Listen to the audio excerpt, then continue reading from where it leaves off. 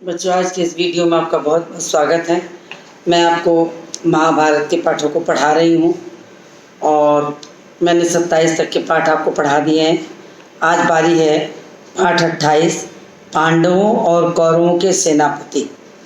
इसके पहले की घटना को थोड़ा सा दोहरा दूँ आपको कि शांतिदूत श्री कृष्ण जब युद्ध न हो इस विषय को सोचकर दुर्योधन के पास जाते हैं शांति का प्रस्ताव लेकर कि किसी भी तरह से ये युद्ध टल जाए, अन्यथा ये बहुत विनाशक युद्ध होगा। ये सोचकर उन्होंने दुर्योधन से शांति का प्रस्ताव रखा तो दुर्योधन ने अपना निर्णय सुना दिया कि आधा राज्य तो क्या, बिना युद्ध के मैं सुई के नोक के बराबर भी भूमि नहीं दूंगा। अब उसके बाद वहाँ से श्री कृष्ण के उपप्लव्य नगर वापस लौट आने के बाद की घटना को अब मैं पढ़ाने चल रही हूँ। कौरवों और पांडवों के सेनापति की नियुक्ति हो रही है, युद्ध की योजना बनाई जा रही है। उस योजना का स्वरूप इस पाठ में दिया गया है जो मैं आगे पढ़ने चल रही हूँ, फिर आपको समझाऊंगी। श्री कृष्ण उपप्लव्य नगर लौट आए और हस्तिनापुर की चर्चा का हाल पांडवों को सुनाया। युधिष्ठिर अपने भाइयों से बोले, भैया अब सेना सुसज्जित करो और व्यूह रचना सुचारू रूप से कर लो। पांडवों की विशाल सेना को 7 हिस्सों में बांट दिया गया।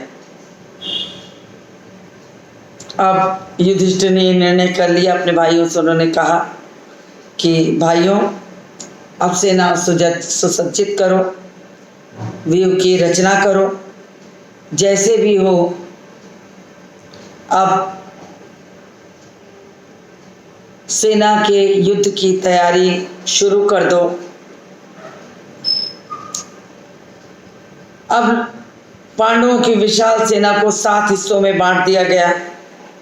द्रुपद, विराट, धृष्टद्युम्न, शिखंडी, सात्यकी, चेकितान, भीमसेन, ये 7 महारथी 7 दलों के नायक बने। अब प्रश्न उठा कि सेनापति किसे बनाया जाए। सबकी राय ली गई। अंत में युधिष्ठिर ने कहा, सबने जिन जिन वीरों के नाम लिए हैं वे सभी सेनापति बनने के योग्य हैं, किंतु अर्जुन की राय मुझे हर दृष्टि से ठीक प्रतीत होती है। मैं उसी का समर्थन करता हूँ।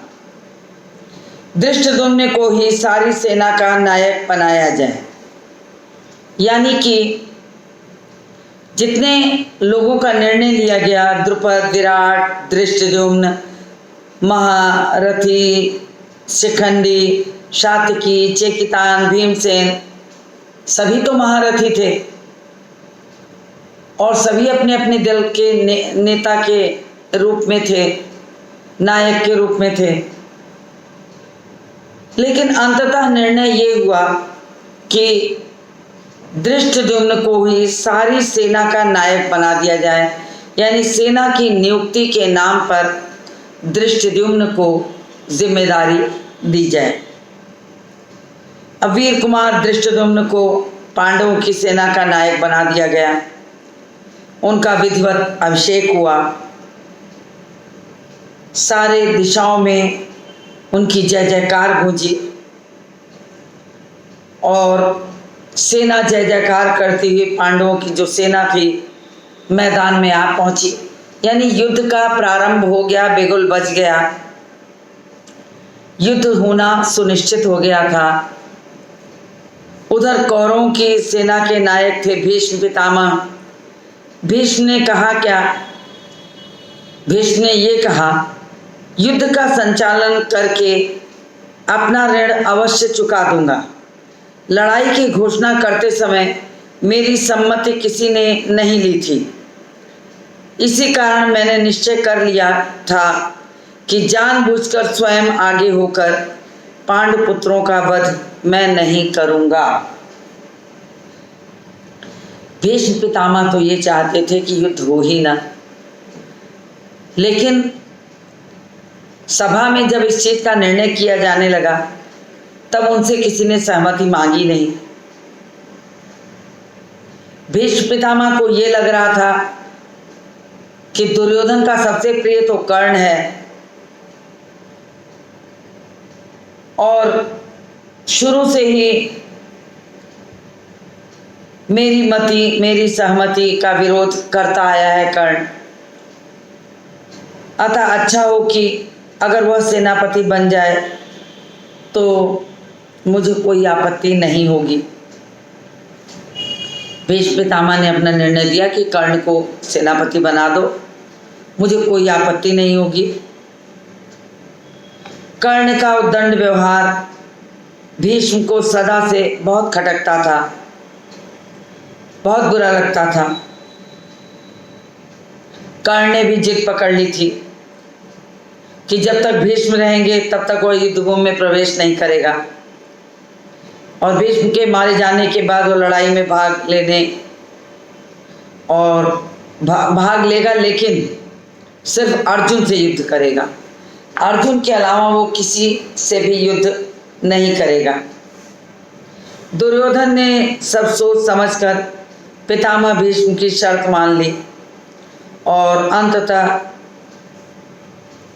उन्हीं को सेनापति बना दिया गया। फलतः कर्ण तब तक के लिए युद्ध से विरत रहा, तब तक वो युद्ध नहीं किया, युद्ध से अलग हो गया। जब तक भीष्म का नायकत्व कौरव सेना में चल रहा था। अब इधर युद्ध की तैयारी होने लगी। उधर एक रोज बलराम पांडवों की छावनी में एकाएक जा पहुंचे। बलराम जी ने अपने बड़े बूढ़े विराट राज द्रुपद को विधिवत प्रणाम किया और बोले, कितनी बार मैंने कृष्ण को कहा कि हमारे लिए तो पांडव और कौरव दोनों एक समान हैं, इसमें हमें बीच में पड़ने की आवश्यकता नहीं है। पर कृष्ण मेरी बात नहीं मानी, कृष्ण ने मेरी बात नहीं मानी। अर्जुन के प्रति उसका इतना स्नेह है कि उसने तुम्हारे विपक्ष में रहकर युद्ध करना भी स्वीकार कर लिया। जिस तरह कृष्ण हो उसके विपक्ष में मैं भला कैसे जाऊं। भीम और दुर्योधन दोनों ने ही मुझे गदा युद्ध सिखा दिया था, दोनों मेरे शिष्य हैं। यानी भीम और दुर्योधन दोनों ने बलराम से गदा युद्ध सीखा था, गदा की शिक्षा ली थी और दोनों बलराम के शिष्य हुए। दोनों उनके लिए एक जैसे प्यारे हैं। इन दोनों कुरुवंशियों को आपस में लड़ते मरते देखना तो मेरे लिए बिल्कुल ठीक नहीं है। तब उन्होंने कहा कि तुम लोग लड़ो, लेकिन मैं यहाँ रहकर रुक करके ये सब देखने के लिए यहाँ नहीं रुकूंगा। तो उन्होंने जाने की सोची और कह दिया कि मैं यहाँ से जा रहा हूँ। तो युद्ध के समय मात्र 2 ही राजा थे जो युद्ध में सम्मिलित नहीं हुए, बिल्कुल तटस्थ रहे। एक बलराम और दूसरे भोजकट। यानी बलराम और भोजकट ने प्रतिज्ञा ले ली थी कि वो किसी भी तरह युद्ध में शामिल नहीं होंगे।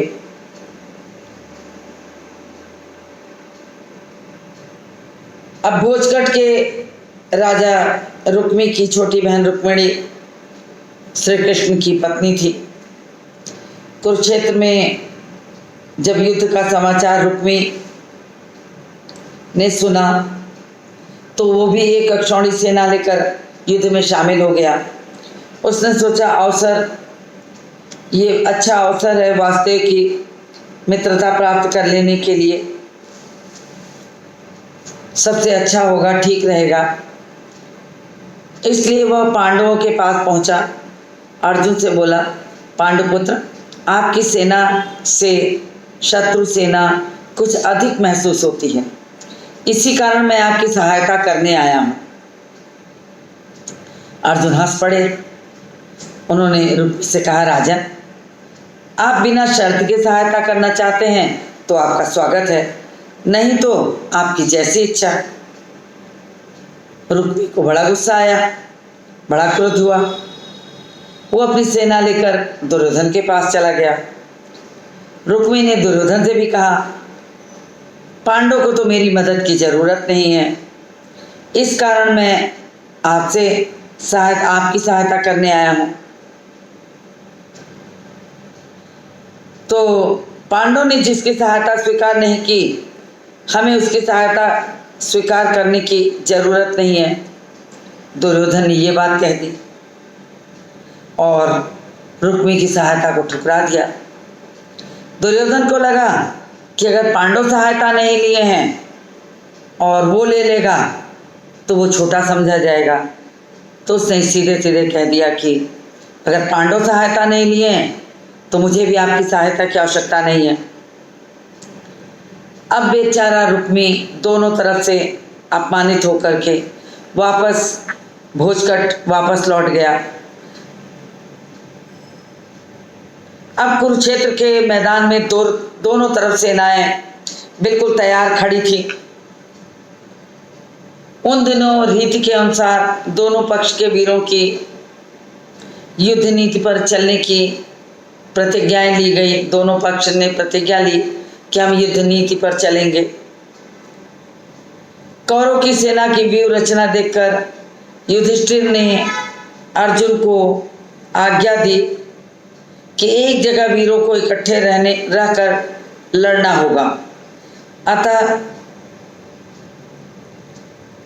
सेना को शुचिमुख का मतलब होता है सुई की नोक के समान व्यूह में सुसज्जित करो। सुई की नोक के समान यानी बिल्कुल छोटी जगह में एकत्रित होकर के। इस प्रकार दोनों पक्षों की सेनाओं की व्यूह रचना हो गई।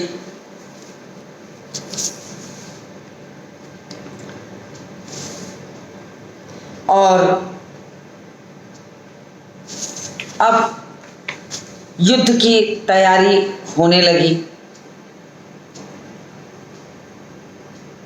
जब दोनों पक्षों की सेनाएं आमने सामने खड़ी हुई व्यूह रचना करके, तो अर्जुन ने युद्ध के लिए वीरों को देखा और उनके मन में आशंका हुई कि हम ये क्या करने जा रहे हैं।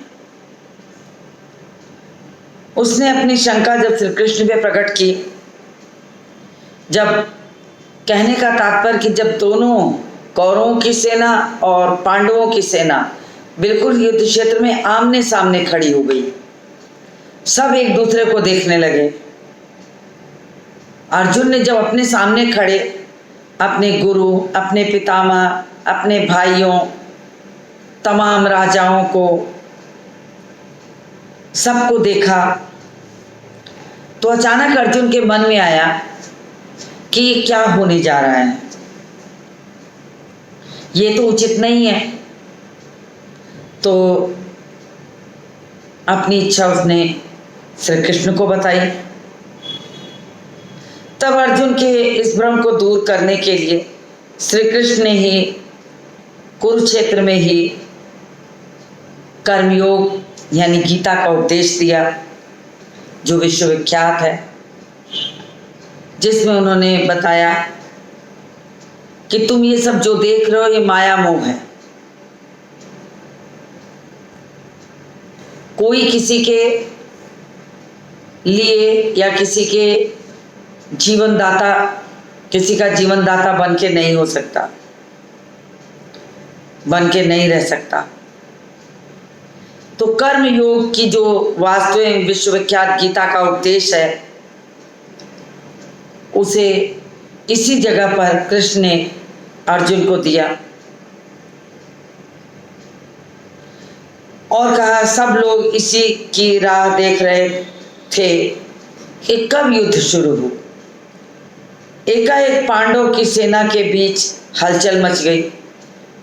देखते क्या है कि युधिष्ठिर ने अचानक अपना कवच और धनुष बाण उतार कर रथ पर रख दिया और रथ से उतरकर हाथ जोड़े कौरव सेना के हथियारबंद पंक्तियों को चीरते हुए भीष्म की ओर पैदल चले जा रहे हैं। बिना सूचना दिए उनको इस प्रकार जाते देखकर दोनों ही पक्ष वाले अचंभे में पड़ गए।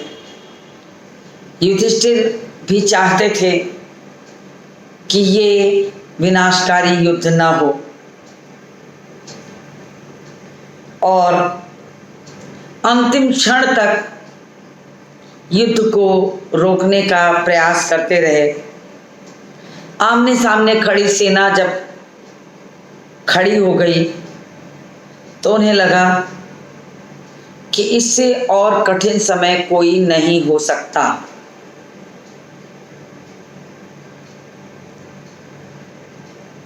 तो उन्होंने अपना कवच धनुष बाण सब उतार दिया।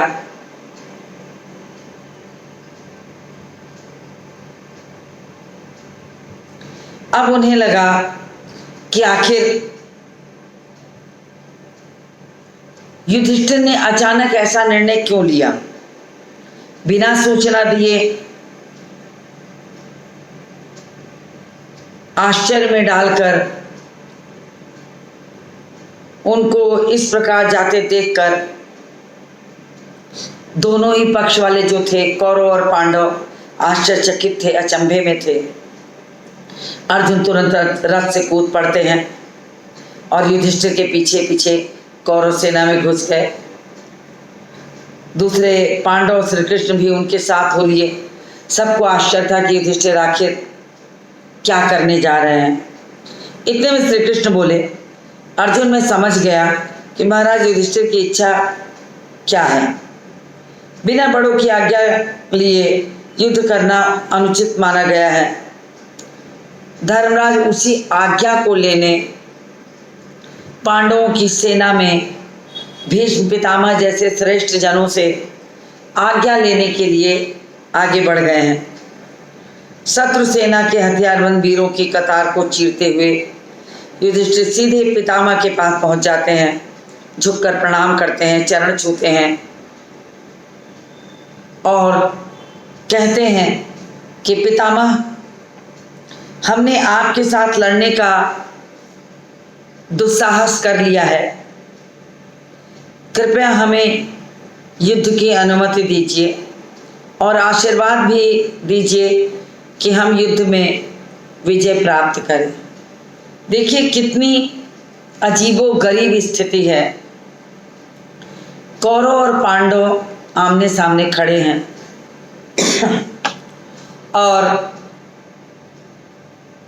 पांडव सेना में न्यायप्रिय युधिष्ठिर को ये लगा कि अपने पितामह जो हमारे सामने युद्धभूमि में खड़े हैं विरोधी सेना के रूप में, फिर भी वो पितामह हैं तो उनसे आज्ञा लेनी चाहिए। तो वो जाते हैं, उनके चरण छूते हैं, पैर पड़ते हैं, आज्ञा लेते हैं और कहते हैं कि हमने ये दुस्साहस किया है आपसे युद्ध लड़ने का, फिर भी प्रार्थना चरण छू के कहते हैं कि हमें आशीर्वाद दीजिए कि हम विजयी हों। भीष्म बोले, बेटा युधिष्ठिर, मुझे तुमसे यही आशा थी। मैं स्वतंत्र नहीं हूं, विवश होकर मुझे तुम्हारे विपक्ष में रहना पड़ रहा है। अब ये कहानी वही भीष्म पितामह जो नाम पड़ा था इनके साथ, इनका नाम वहीं से जुड़ गई। वहीं पर तो भीष्म पितामह ये कहलाने लगे। देवव्रत ने अपने पिता के लिए भीषण प्रतिज्ञा की थी कि जब तक जो इस राज सिंहासन में, इस गद्दी पर बैठेगा, मैं आजीवन उसकी सेवा करूंगा। जब तक जीवित रहूंगा तब तक उसकी सेवा करूंगा। तो मजबूर थे। अब उस राजगद्दी पे चाहे दुर्योधन बैठे, चाहे धृतराष्ट्र हो, या राजा पांडु हो या पांडव हो, उन्हें उनकी सेवा करनी है। अब आज इसके कारण, दुर्योधन का साथ देने के कारण भीष्म पितामह उस गद्दी से बंधे हैं, तो उन्हें दुर्योधन की तरफ से युद्ध करना पड़ रहा है। तो उन्होंने सारी बातें बताई कि मैं मजबूर हूँ, मैंने जो प्रण किया था उसी के चलते मुझे ये काम करना पड़ रहा है। अंत में युधिष्ठिर भीष्म की आज्ञा और आशीर्वाद ले लेते हैं। फिर द्रोणाचार्य के पास चलते हैं, परिक्रमा करके उनको भी दंडवत प्रणाम किया, आशीर्वाद दे, तब आचार्य भी आशीर्वाद देते हैं। और साथ ही उन्होंने ये भी कहा कि मैं भी कौरवों के अधीन हूँ, उनका साथ देने के लिए मैं विवश हूँ, फिर भी मेरी यही कामना है कि जीत तुम्हारी हो। आचार्य द्रोण की आशीष लेकर धर्मराज ने आचार्य कृप और मद्रराज शल्य के पास जाते हैं, उनको भी प्रणाम करते हैं, उनसे भी आशीर्वाद लेते हैं और अपनी सेना में वापस लौट आते हैं। अब युद्ध शुरू होने का समय आ गया था। तो पहले बड़े योद्धाओं में द्वंद्व युद्ध होने लगा, बराबरी का युद्ध होने लगा।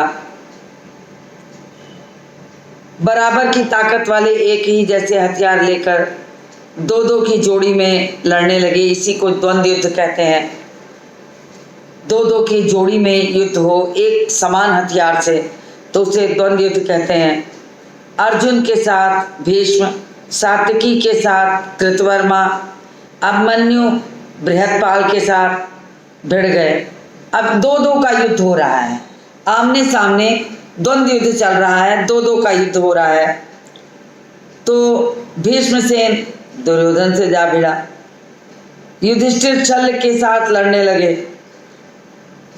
धृष्टद्युम्न ने आचार्य द्रोण पर सारी शक्ति लगाकर हमला बोल दिया और इसी प्रकार प्रत्येक वीर युद्ध धर्म का पालन करता हुआ द्वंद्व युद्ध करने लगा। यानी युद्ध के नियमों का पालन करते हुए सब दो दो में समान हथियार से द्वंद्व युद्ध करने लगे। तो भीष्म के नेतृत्व में कौरव वीरों ने 10 दिन तक युद्ध किया। यानी भीष्म के नेतृत्व में, सेनापतित्व में, उनके मार्ग प्रदर्शन में जो रास्ता वो दिखाते थे उनके अनुसार कौरवों और पांडवों के बीच 10 दिन युद्ध चला। उसके बाद 10वें दिन भीष्म जो रहते हैं आहत हो जाते हैं। तब जाकर द्रोणाचार्य को सेनापति नियुक्त किया जाता है। द्रोणाचार्य जब युद्ध में मारे गए तब कर्ण के सेनापतित्व का समय आ गया। अर्थात द्रोणाचार्य के मरने के बाद कर्ण ने सेनापतित्व का भार संभाला और 17वें दिन की लड़ाई में कर्ण भी मारा गया। यानी कि 17 दिन तक ये युद्ध होता रहा। 18वें दिन का जो युद्ध था वो निर्णायक युद्ध था। अब 17वें दिन कर्ण भी मारा गया। ये संक्षेप में पूरे जो युद्ध की बातें हैं बिल्कुल संक्षिप्त रूप में आपके सामने हैं।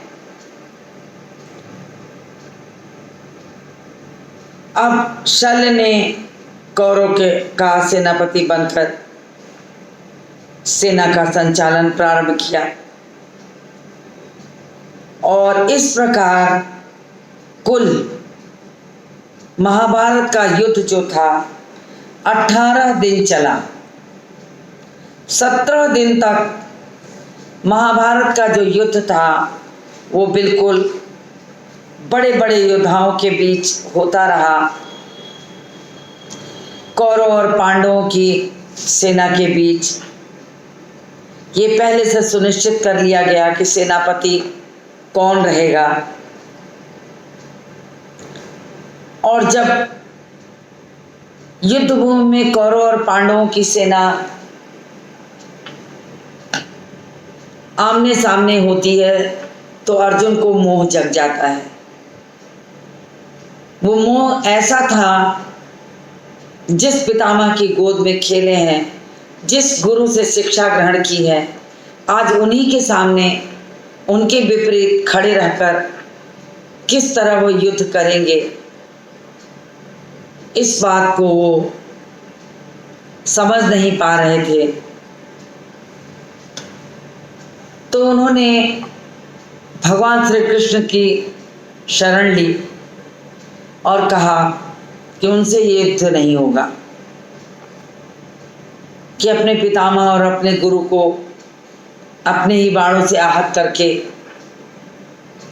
वो इस युद्ध को जीत ले।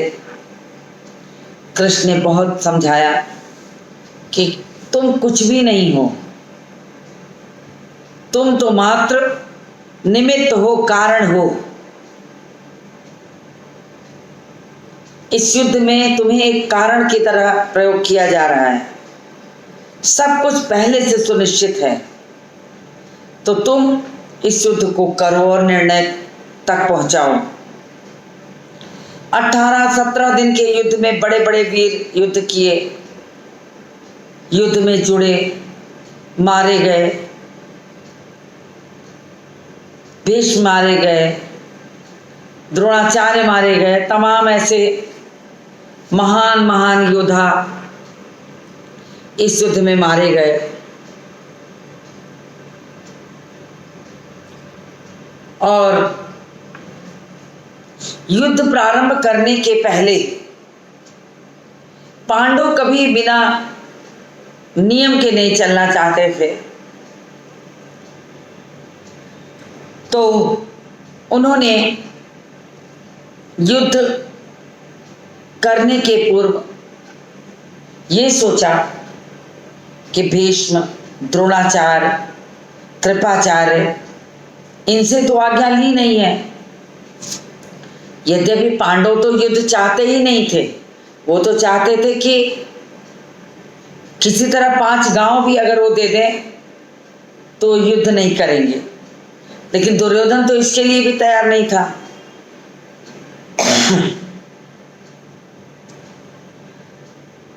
तब कोई और रास्ता नहीं बचा। भीष्म को इसी बात का दुख था कि जब युद्ध का निर्णय लिया गया तो भीष्म, द्रोणाचार्य की बात को सामने नहीं रखा गया। ऐसी स्थिति में युधिष्ठिर को ये लगा कि जब आप युद्ध भूमि में हम कौरव सेना के आमने सामने हैं तो हमें अपने गुरु, अपने पितामह के चरण छूकर आशीर्वाद अवश्य प्राप्त करना चाहिए। बस वो उतर जाते हैं रथ से और भीड़ को चीरते हुए कौरव सेना के बीच घुस जाते हैं। कौरव सेना के बीच जाकर उन्होंने पितामह को, भीष्म को प्रणाम किया, अपनी बातें बताई और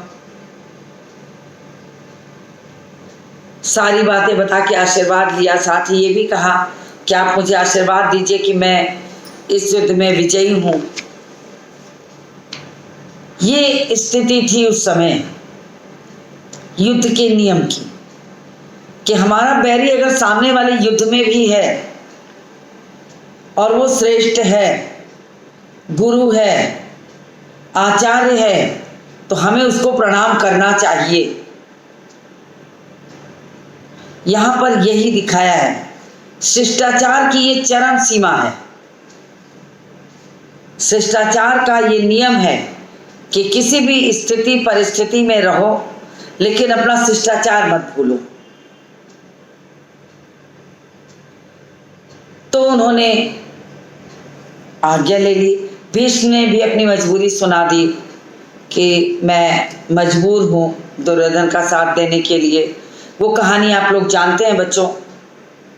कि किस तरह भीष्म को अपने पिता शांतनु का विवाह सत्यवती से कराने के लिए उनके सत्यवती के पिता से आज्ञा लेनी पड़ी और उन्होंने कह दिया कि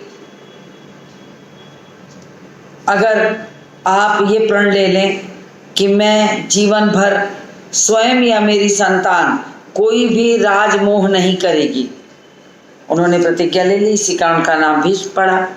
और अंत में उन्होंने ये कह दिया कि जो भी इस सिंहासन पर बैठेगा, इस सिंहासन पर बैठने वाला जो भी होगा, मैं उसका साथ दूंगा।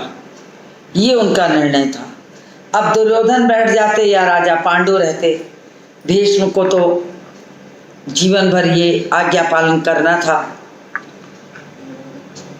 तो उन्होंने ये सारी बातें की, सबको प्रणाम किया, युद्ध होने लगा। 17 दिन युद्ध हुआ। 18वें दिन के युद्ध को निर्णायक युद्ध कहते हैं। अब आगे की कहानी में 2-2, 3-3 दिन के युद्ध का वर्णन, उस 2-3 दिन के युद्ध में, जैसे इसके बाद का पाठ है पाठ 29, जो उसमें पहला, दूसरा और तीसरे दिन के युद्ध का जो वर्णन है वो दिखाया गया है। इसी तरह जब और आगे बढ़ेंगे तो चौथा, पांचवा, छठे दिन का, 17वां, इस तरह सारे आगे के पाठों में 3-3 दिन, 4-4 दिन के युद्ध का खास वर्णन है, जो मैं आपको आगे चलते हुए आपको पढ़ाऊंगी। तो आज इस वीडियो को यहीं समाप्त करती हूँ और उम्मीद करती हूँ कि आपको कहानी अच्छी लग रही होगी। आगे के पाठों में मैं आपको पहले, दूसरे, तीसरे दिन, चौथे, पांचवें, ऐसे करके मैं 30 तक के पाठ आपको पढ़ाऊंगी। तो आज इस वीडियो को यहीं समाप्त करती हूँ और मिलती हूँ आपसे अगले नए पाठ को लेकर एक नए वीडियो में।